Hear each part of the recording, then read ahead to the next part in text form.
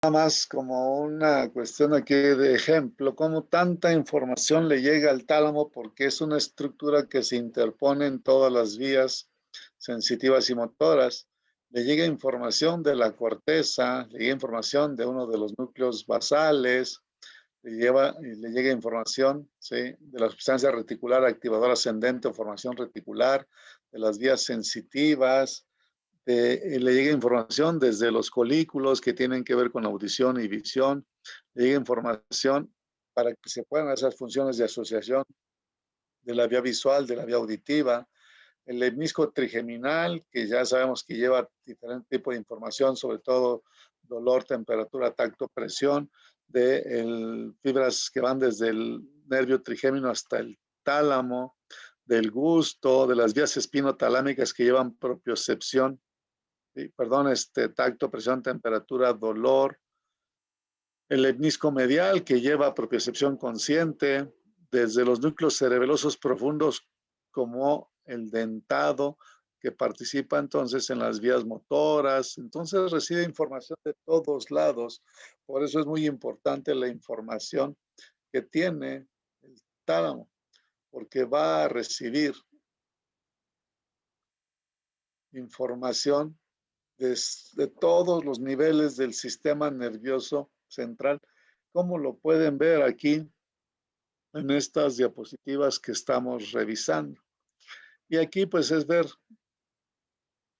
cada una de las regiones de donde llega, por ejemplo, esto que les marca con el círculo rojo, es el metatálamo o la porción metatalámica que tienen que ver con la visión y la audición. Están relacionados con los cuerpos geniculados o núcleos geniculados lateral y medial. También, por ejemplo, esto que es el núcleo ventral póstero medial y el núcleo ventral póstero lateral, que tienen que ver con tacto, presión, temperatura y dolor. Tenemos, por ejemplo, también lo que son los núcleos ventral lateral y ventral anterior, que tienen que ver con movimiento, con lo que es la propiocepción para la coordinación motora, y algunos otros núcleos que dijimos no era algo que tuviéramos que recordar, porque finalmente si nos queremos meter todo esto en la cabeza, pues necesitaríamos mucho más tiempo. Y en tan poquito tiempo que tenemos para este curso, no vamos a dominar todo el sistema nervioso. Entonces, por eso yo les comentaba que mínimamente recordar esos 7 núcleos que yo les di: el ventral anterior, el ventral lateral, el ventral posterolateral, el ventral posteromedial, el pulvinar y los colículos, o perdón, los cuerpos geniculados o núcleos geniculados lateral y medial. Sin olvidar que hay otros núcleos que tienen que ver con el sistema límbico, que tienen que ver con funciones viscerales, que tienen que ver con otras funciones. Sí, porque aquí, por ejemplo, hay algunos que tienen que ver con la conducta, con las emociones, están conectados, por lo tanto, con el hipotálamo, están conectados con el sistema límbico, están conectados con la región prefrontal, que es donde se define la personalidad del individuo. Y entonces aquí nosotros podríamos decir que la función principal del tálamo es recibir y modular toda la información que va a ir hacia la corteza, dependiendo de los requerimientos que tenga cada persona, dependiendo de las necesidades conductuales. Y ya sabemos que llega o pasa por ahí toda la información sensitiva, excepto el olfato. Y que también, además de recibir toda la información sensitiva, excepto el olfato, y modular su flujo hacia la corteza cerebral, también participa en la regulación de la actividad motora voluntaria, porque está conectada con los ganglios basales, que ya después sabremos qué son.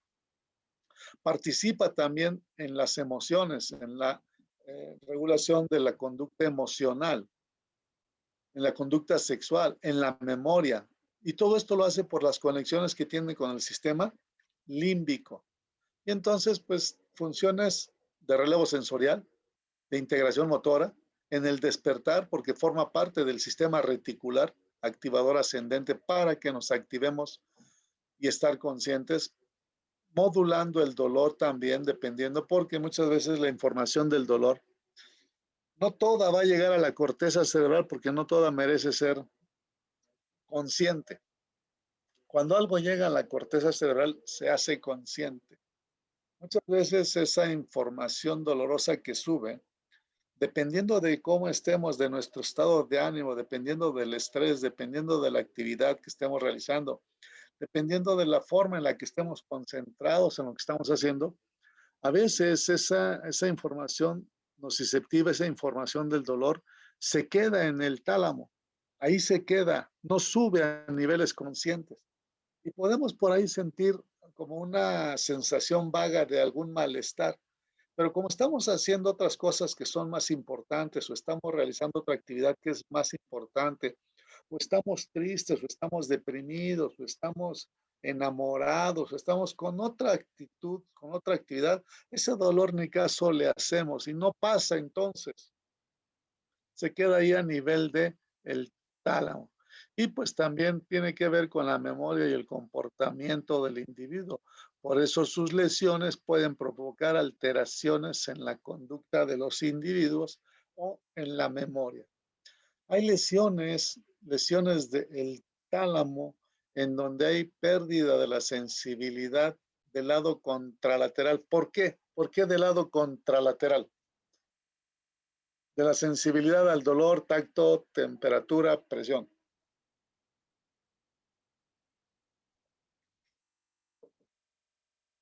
Por la decusación, ¿no? ¿Cuál decusación? Sí, pero ¿cuál?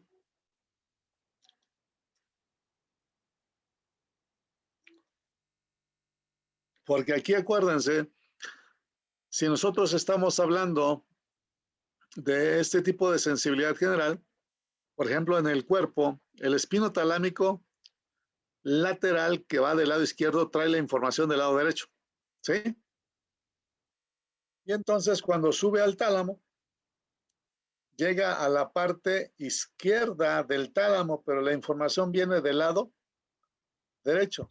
Si yo lesiono esa parte izquierda del tálamo, entonces pierdo la percepción de la sensibilidad del lado derecho, porque es de donde viene esa información.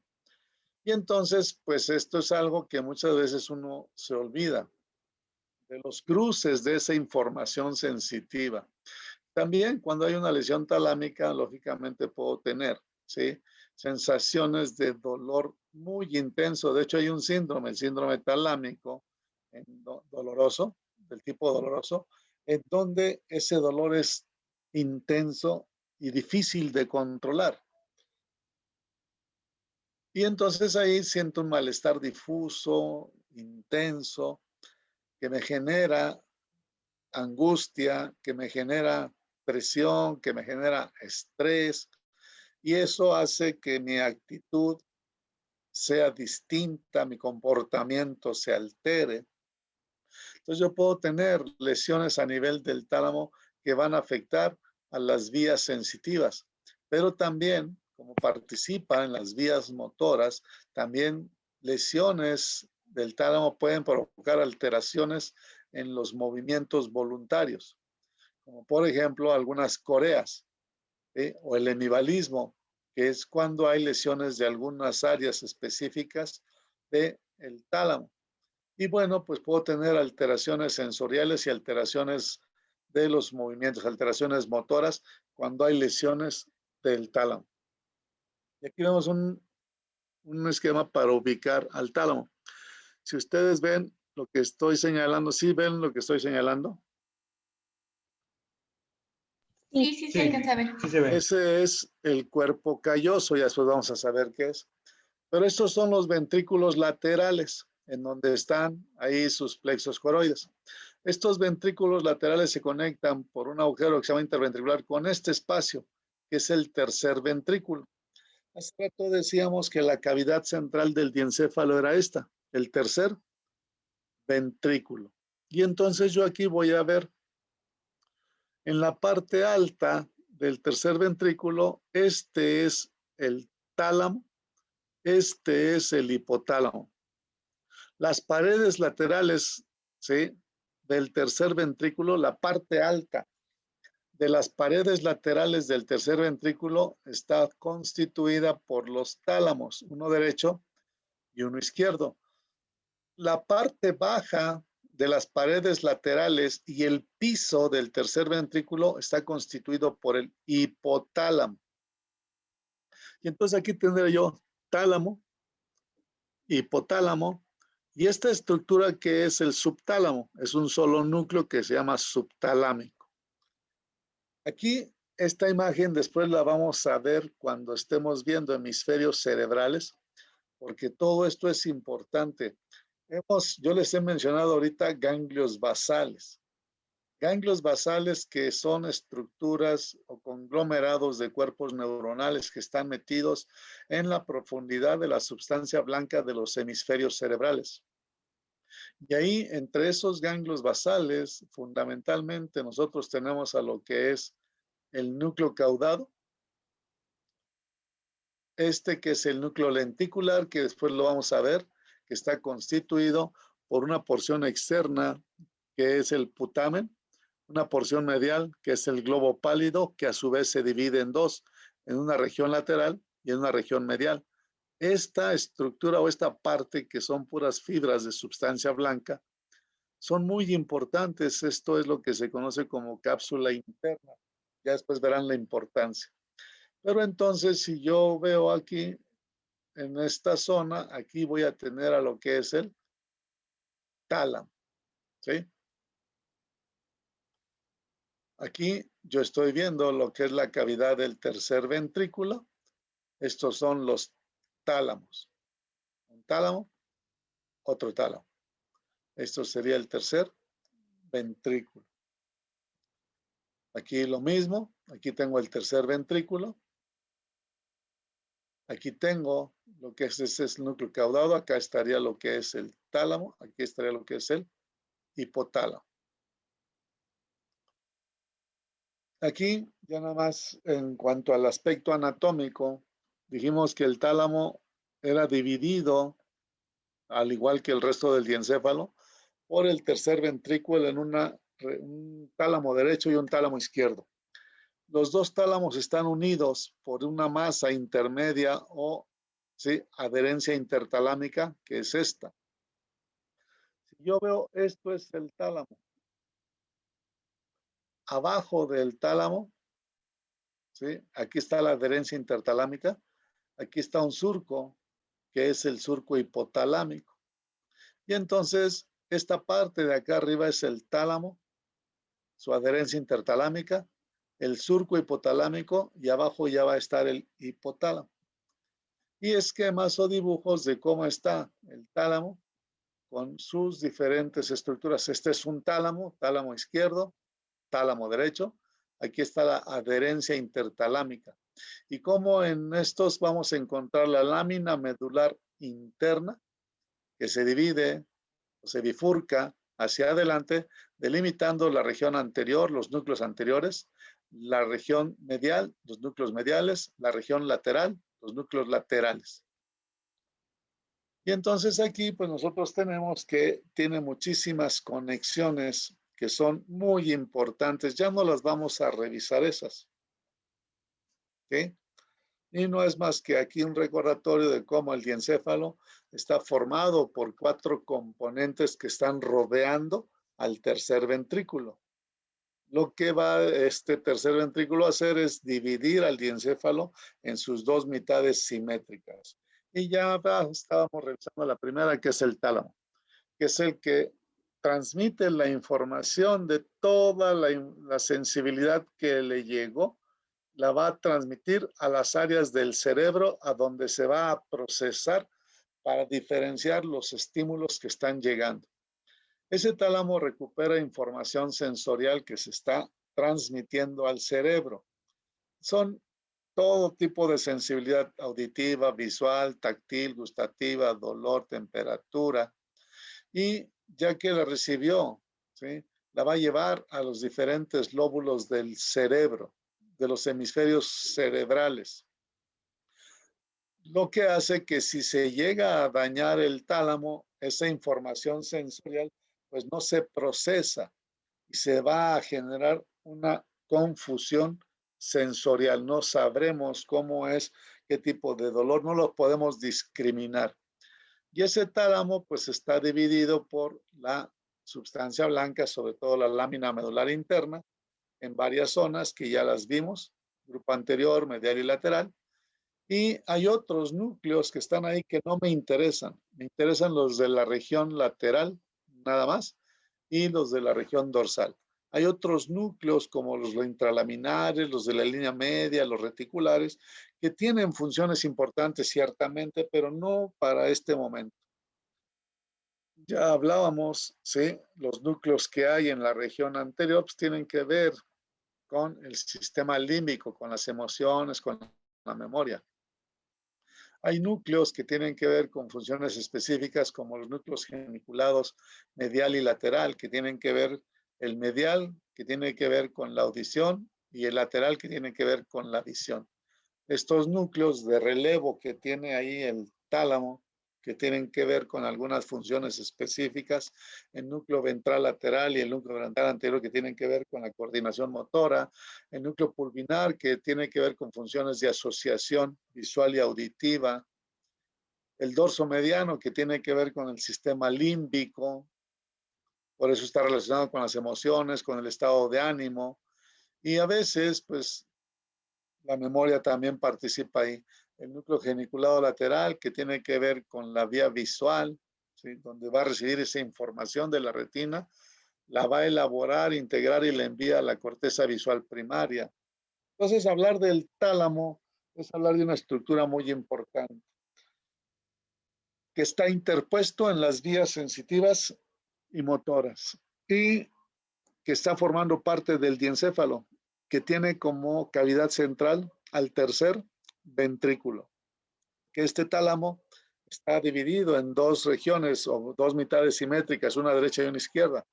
Lo mismo que encontramos del lado derecho lo encontramos del lado izquierdo, y que estos dos tálamos, por decirlo así, están unidos por una estructura que se llama adherencia intertalámica, que dentro de cada región del tálamo derecha-izquierda hay substancia gris y substancia blanca, la substancia gris formando núcleos y la substancia blanca formando láminas.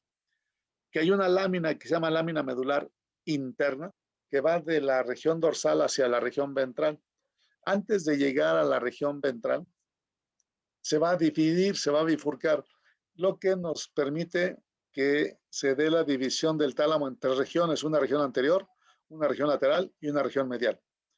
Y de estas regiones, nosotros decíamos que en la región lateral hay núcleos que nos interesan. El ventral posterolateral, el ventral posteromedial, relacionados con la información sensitiva general y propiocepción consciente. El ventral posterolateral del cuello hacia abajo. El ventral posteromedial de la cabeza y parte alta del cuello.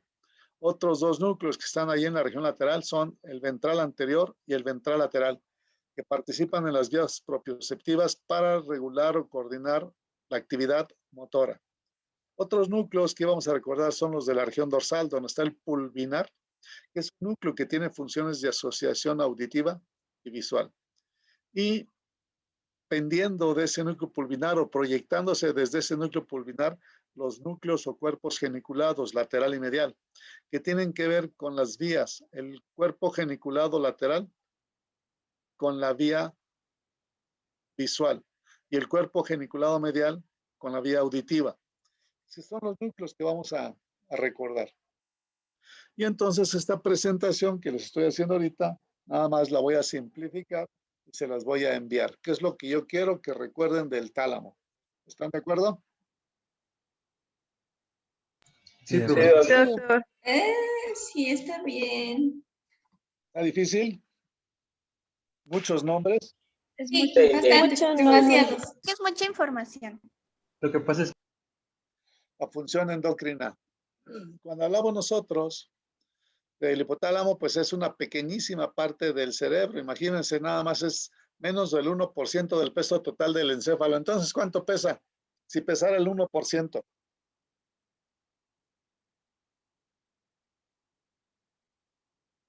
Pues en un adulto promedio de 70 kilogramos pesa 7 gramitos. A ver, en ese adulto de 70 kilos, el encéfalo pesa 1,400 gramos. Si tenemos 1,400 gramos, el 10% son 140. El 1% es 1,4 gramos. Sí, es cierto, perdón. Entonces, ese es el peso que tiene el hipotálamo y este es el responsable de producir una gran cantidad de hormonas que sirven para regular algunas actividades. Por eso nosotros decimos, y deben de recordar, que el hipotálamo es la estructura que se encarga de mantener la homeostasis y que lo hace a través de dos vías. Una es la vía hormonal, que es la que ustedes vieron en endocrino, porque todas esas hormonas que se producen en el hipotálamo van a controlar y a regular algunas funciones de nuestro cuerpo. Van a controlar también, ¿sí? El hipotálamo se encarga de controlar la temperatura porque es el termostato, la sed, el apetito, el sueño. También participa con el sistema límbico para regular los estados de ánimo, el apetito sexual. También va a regular a través del sistema endocrino la función de las glándulas de secreción interna, como los ovarios, los testículos, la glándula mamaria. ¿Sí? Entonces ahí nosotros vemos cómo el hipotálamo va a tener funciones importantes para mantener la homeostasis.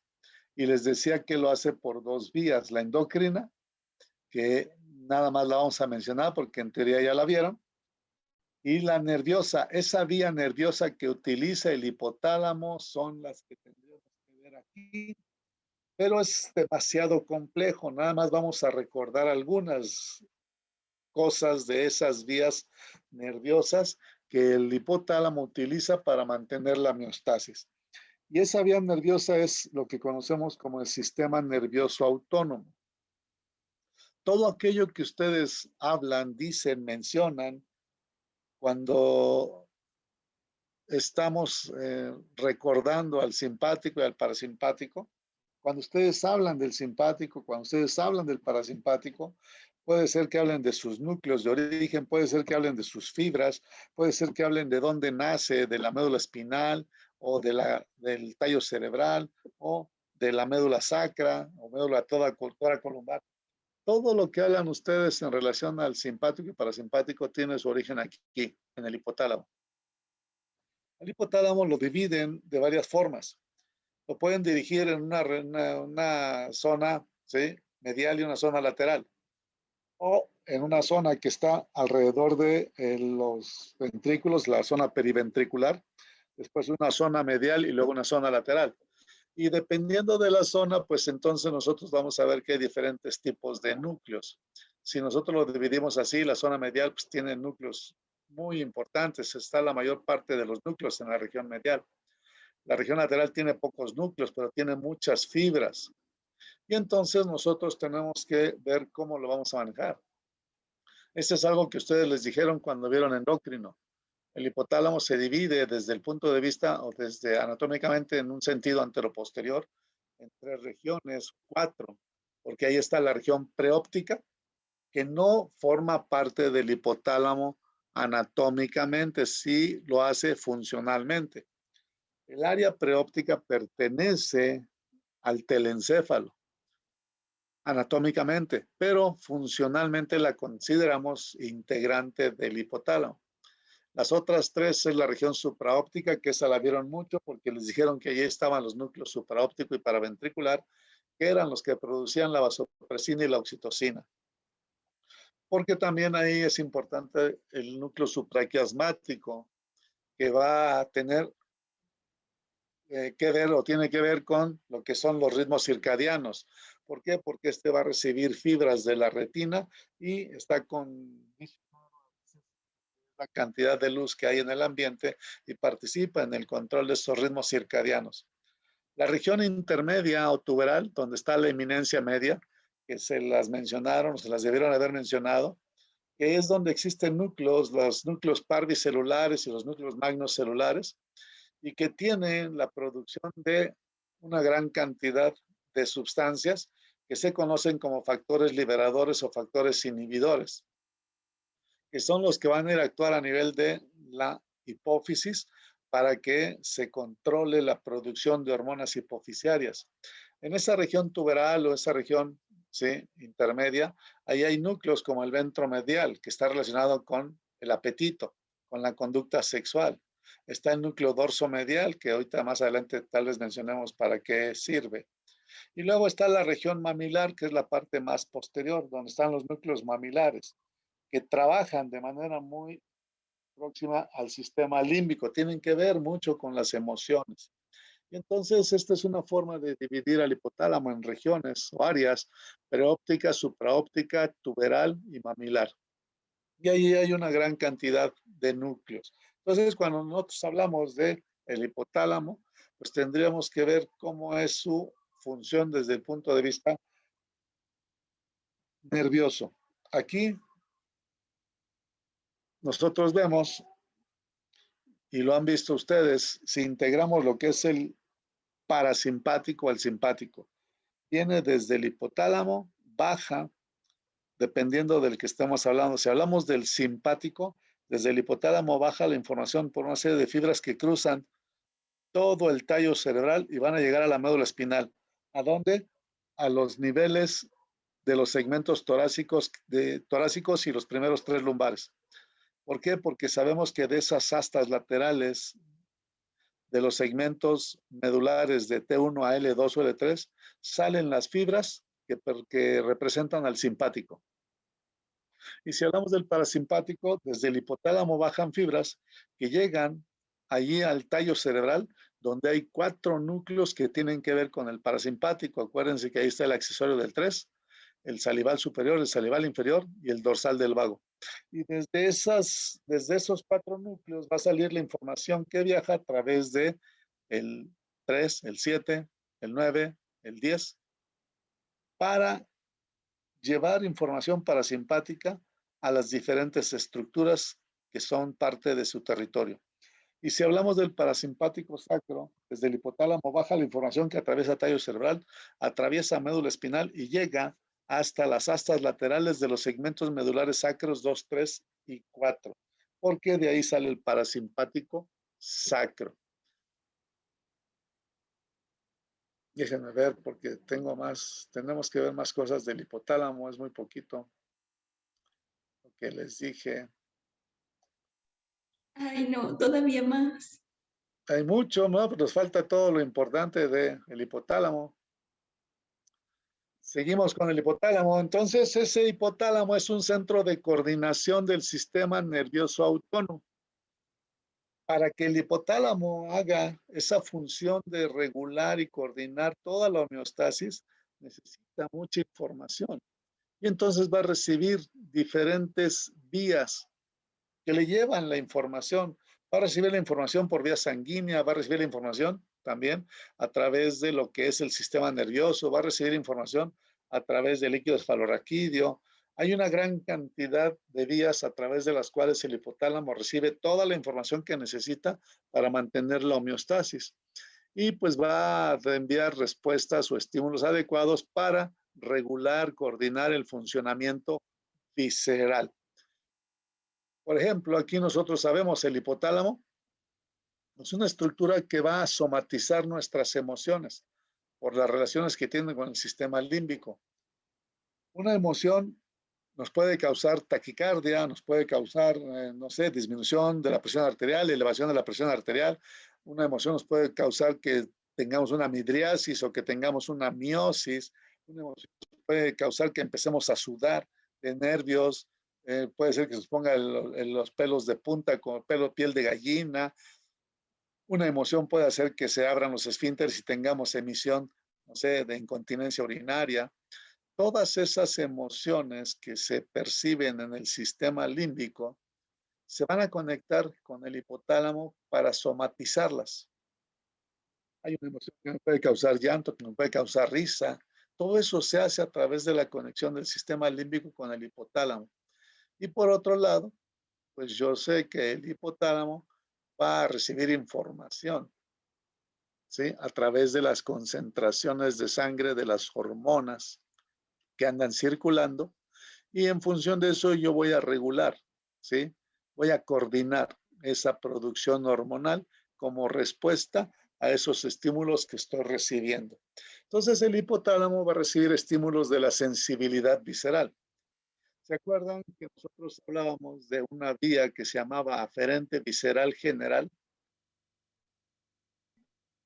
¿Sí? ¿Sí? ¿A qué núcleo del tallo cerebral llega la información visceral? ¿Al dorsal del vago? No, ese es motor. Espere. Aferente ¿Al visceral general. haz de Higgs? No, las de Higgs es otra onda. Estamos. Espera. Perdóname, Alexis, Acuérdate. estoy perdida. ¿Cuál? De aquí a que lo busca, mejor se los digo. A ver, cuando hablábamos de las vías aferente visceral general y aferente visceral especial, decíamos que había un solo núcleo en el tallo cerebral, que en la parte de arriba recibía el gusto, y en la parte de abajo recibía la información de la sensibilidad general. Y se los dije también cuando hablábamos del noveno par que percibía los cambios que se daban en el seno carotidio y que los metía al tallo cerebral a un núcleo, que es el núcleo del haz solitario.